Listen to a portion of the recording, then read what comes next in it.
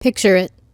It's a normal Sunday night, and I am scrolling TikTok like many do when I stumble upon a series of videos from a woman named Amber. Over the course of these 6 videos, Amber is going to tell us her story. More specifically, the story of how she adopted a 14-year-old girl through a group on Facebook. Yeah.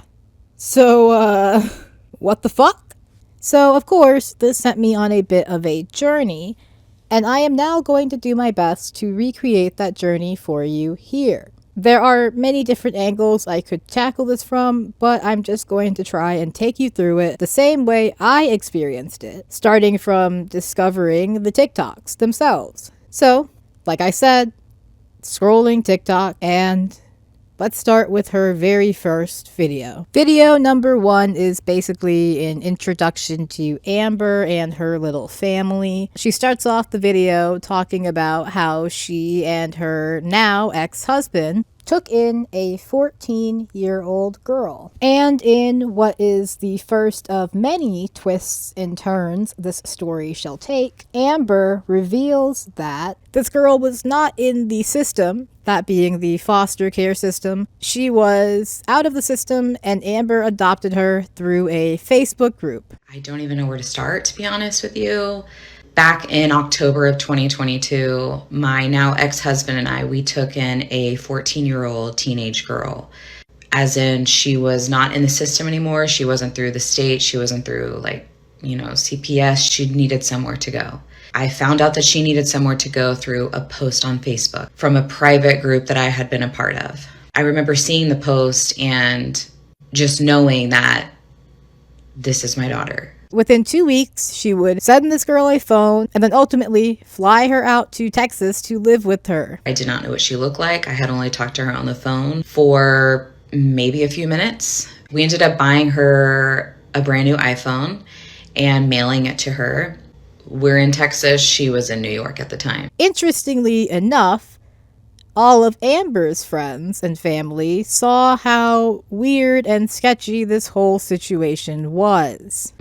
Every single friend of mine, every single family member of mine thought that I was absolutely insane for what I was doing. It seems to me that Amber maybe should have taken this as a sign, but of course she did not. We buy her plane ticket, we fly her to Texas within 2 weeks, and she's our daughter. For me personally, it felt instant. She was a part of our family.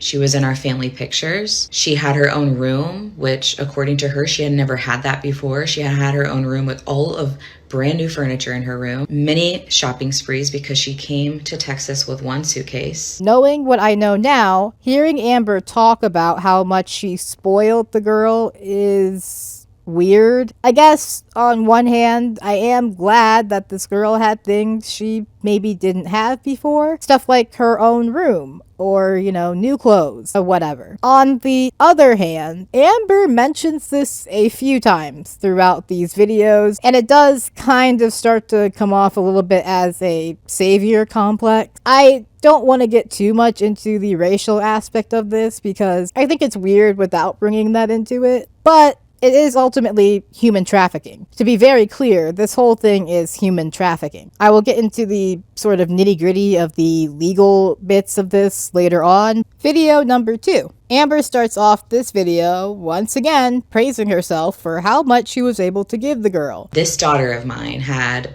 more clothes and shoes than our whole house put together had. And it made me proud. I was like, yes, my girl deserves this. I experienced a lot of firsts with her. For instance, getting our nails done together, getting her hair professionally done together, taking her to many restaurants that she had never been to, taking her to many stores. Again, it's just a little odd, especially in hindsight, but I guess it's harmless overall. This, however, is where the story takes another twist. Amber decides to leave her ex-husband. Basically, she says she didn't want to model an unhealthy relationship for her daughters. It's important to the story, so it is worth noting that Amber has a biological daughter with her ex-husband at this point who is very young, basically still an infant. I ended up leaving my ex-husband. A large portion of why I left my ex-husband was because I didn't want this teenage daughter of ours that we had taken in to see that this marriage and this home life was okay. At the time, I took my 8-month-old daughter and I took the teenage daughter with me. I didn't have a plan. We ended up living in a hotel for 2 months, and it definitely was not ideal. Video number 3. Amber, after 2 months of living in a hotel, Amber finds out that her teenage daughter, I guess, the one she got from a Facebook group, remember that, is pregnant. She is 15 now, and Amber says she was supportive. But again, knowing what I know now, I don't really know what to make of this. Okay, we live in a hotel for 2 months, finally get approved for an apartment for us. About 3-4 days before we are moving into this new apartment, we find out that teenage daughter is almost halfway through with a pregnancy. For the rest of my life, I think I will remember this day. I remember just making sure that she knew that no matter what, I was right there and that we were going to do this together. Video number 4. Okay, let's recap. Amber, with a young daughter of her own and a 15-year-old girl who is now pregnant, has left her ex-husband, and after 2 months of living in a hotel, they finally get an apartment. Amber, once again, focuses on being able to give the girl a fully furnished room, something she has an interesting take on, I suppose. We move into our brand new apartment together. We have no furniture. The first 2-3 months of living in our apartment, it was almost like overnight, her room was fully furnished. I'm sure that other parents feel like this, but whenever you walk into your kid's room and you're just like, this is knowing that this is their piece, like this is what my daughter is walking into and this is her like sanctuary, and knowing that you helped create that for her, it was the best fucking feeling. I'm not a parent, so I guess I can't really comment on this. Maybe parents do feel this way. I don't really know. Chiming in later here, I did actually ask a parent. I contacted a parent and asked them how they felt about this. And they basically said, yeah, we do kind of feel that way, but it's like the bare minimum. I got the gist that like they wouldn't have mentioned it this many times. It's a small thing, but it just, given everything else that has happened in the situation and continues to happen, it's weird. It's just a weird vibe. And the story is about to take another twist here.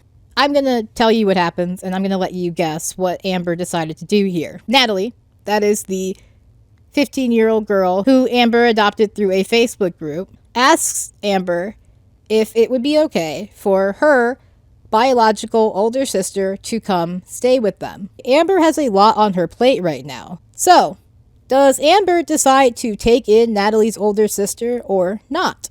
I'll give you a moment to lock in your answers. If you said Amber doesn't take in the girl, you would be incorrect. And I don't know why you assumed Amber would make a responsible decision at this point. She does in fact decide to move in Natalie's older sister. The one plus side here, I suppose, I do think it is good for Natalie to have had someone there with her that she knows and trusts for the process of her baby being born, for that baby to have family near them. I think that is important. I guess there are pros to this decision, but ultimately, I don't think Amber was in any place to take in another teenager. About a month before she gave birth, she asked me what my thoughts were if we were to have her biological older sister come stay with us. I felt already a very deep connection and love with her older sister. One, because it's her sister, and two, because I had had many talks and conversations already with her, like on FaceTime. At the time, her older sister was going through some things. I was just like, you know what? I think this would actually be really good for all of us. Thought very hard about this, flying her sister out here. At the time, I was in a custody battle with my biological daughter, and it just like, it wasn't easy. And so adding more to my plate, I really considered that. So I flew her out. She came about a month before her nephew was born.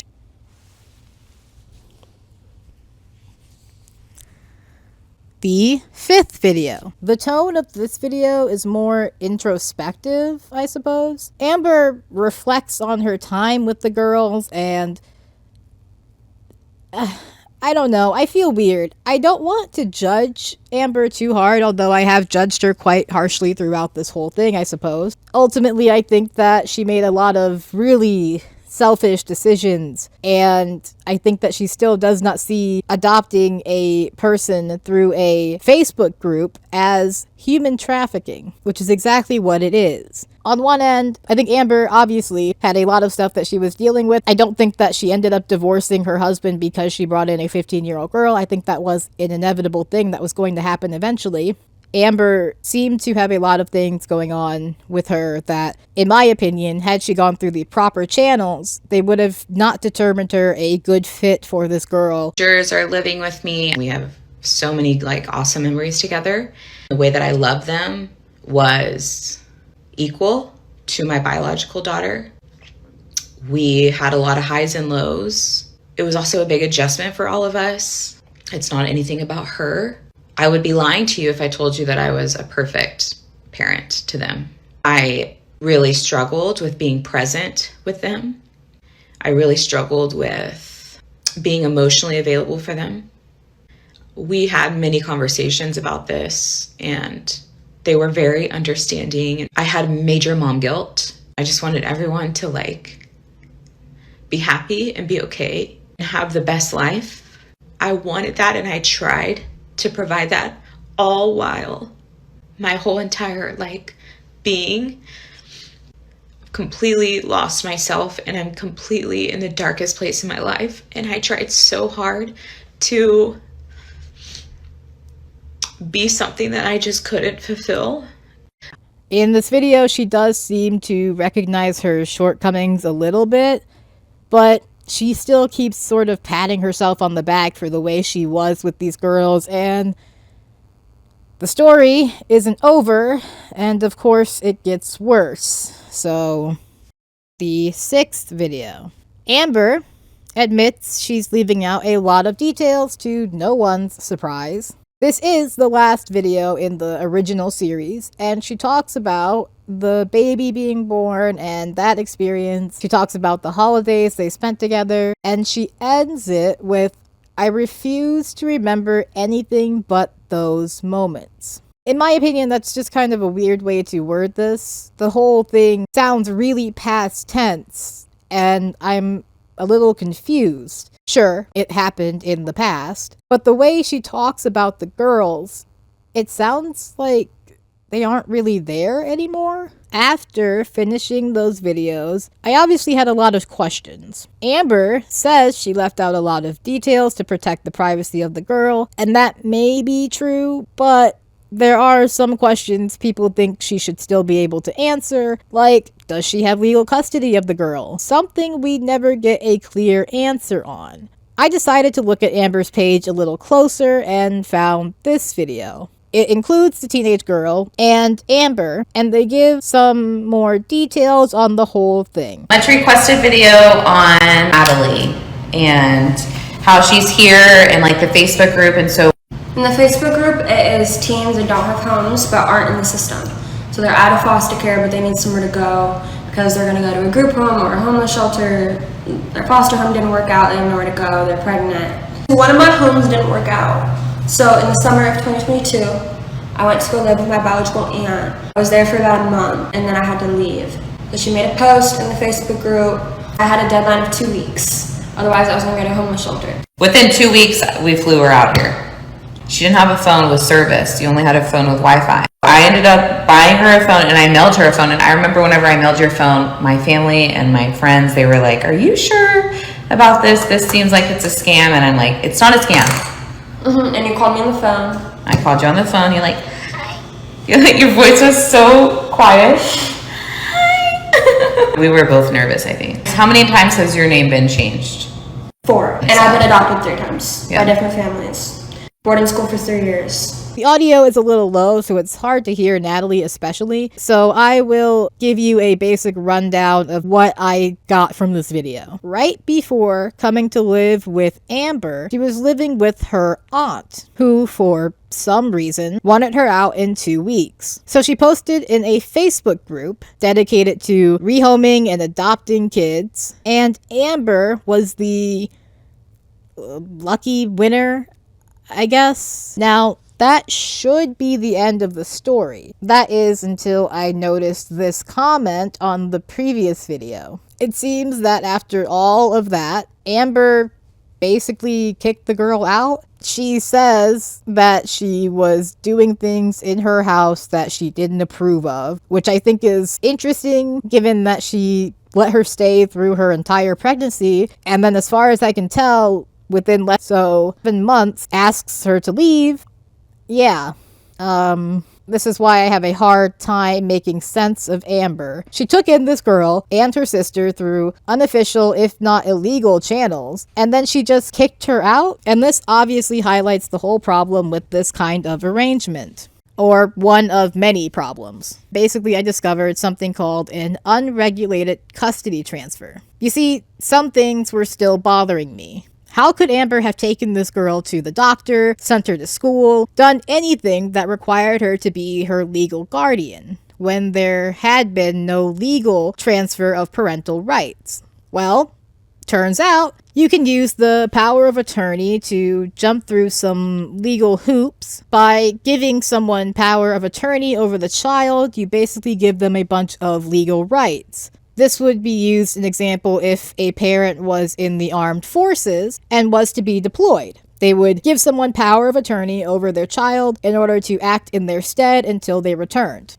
But a lot of states have limits to how long this is allowed for, barring special circumstances. So my best guess, without knowing the exact details of the arrangement, it's hard to comment on how this was done exactly, but I have to imagine it involved some use of power of attorney given to Amber over Natalie, which she then used to enroll her in school or take her to the doctor, etc., etc. The whole thing is really dangerous, especially when you're finding some stranger to take in a child through a Facebook group. Here is how she described the whole thing. You're not a part of any adoptive or fostering group like that on Facebook. If you have no idea what I'm talking about, that's okay. Like a whole community, you can go on Facebook and look up these groups. They're public, and then you just have to request to be a part of them. In this group that I was a part of, it was kids that were not in the system anymore. There's many reasons that can happen, especially with older kids. With older kids, the states just tend to not give a fuck and literally just give up on them. It's a very common thing. That is not just what happens in movies. There are a lot of kids that are homeless. In this situation, this was going to be one of those things. There was still background checks that were ran. It wasn't just a random person that made this post. Essentially, this child is feeling like no one wants her. And that's sad. I'm trying to share my story while also trying to protect her story as well. It's not my story to share. I just didn't think that it was going to go the way that it went. So I definitely wanted to address this. It makes me sad to know that the world doesn't fucking know that. There are so many kids that need just somewhere to go. They just need a home. It doesn't mean that they're looking for parents. They really just need stability. That's what my intentions were. The scary thing for me is Amber mentions that over 100 people replied to this post, essentially advertising Natalie. And I had a couple people. I had 4 or 5 people answer. No, ma'am. I said it because she sent them to me. Oh, she said nobody. She said 4 people. No, there was literally over 100 people. Oh wow. Okay. Basically, her aunt, I was one of the people that she reached out to. I don't think that every single one of those people had the best intentions, especially if they're looking for teenagers to adopt in a Facebook group. The problems with all of this are obvious, but there's also stuff like not knowing the child's medical history because you're not being given the proper records. Not knowing if you're actually a good fit for the child because when you go through a proper system, they take all of that into account. They look at all of that, or at least they're supposed to. Obviously, there are failures. Obviously, there are shortcomings, but ultimately, they are supposed to do things that safeguard the child and protect the child and try to find the best situation for the child, the best home for the child. Amber, having gone outside of the system, did not find out if she was a good fit. She claims that there was paperwork involved, but I would almost have to assume that that was just the power of attorney paperwork. I don't know what kind of background check was done by Natalie's aunt, and I doubt that there was any real diligence taken here because she wanted her out in 2 weeks. She didn't really seem to care where Natalie went, and I guess there were worse places Natalie could have gone, but Amber was obviously not the best fit for Natalie, not the best home. And had they gone through the proper means, they might have figured that out long before Natalie ever even went to live with Amber. And a lot of what happened might have been averted, like Amber ultimately kicking Natalie out and Natalie now being on her own with a young child. I hate how much the system has failed this young woman. I hate how much Amber failed this young woman. This was human trafficking. I think Amber finally realized that, and that's why she deleted the videos. At the end of the day, I think that the most important thing here is Natalie, and that's that. That's the video. Thank you so much for watching. I appreciate you. Give the video a like for me. Let me know down below, I guess, what you think of this whole situation. Obviously, again, I think that there are people who maybe have good intentions when they go into these groups and want to adopt a kid who needs some place to go. At the end of the day, I think it's just far too dangerous, far too little oversight, and far too few professionals involved who know how to deal with these situations. I think it's incredibly dangerous when all of this is about a child who is now being put in a precarious situation because of selfish adults who maybe wanted a child, and rather than go through the proper channels are now like, let me just grab someone from a Facebook group. It's weird. I don't like it. I hope that states start really enacting laws to stop this kind of shit because it's really dangerous. And yeah, that's all I gotta say. Hit that subscribe button for me. That's all I got for you. Take care of yourself, and goodbye.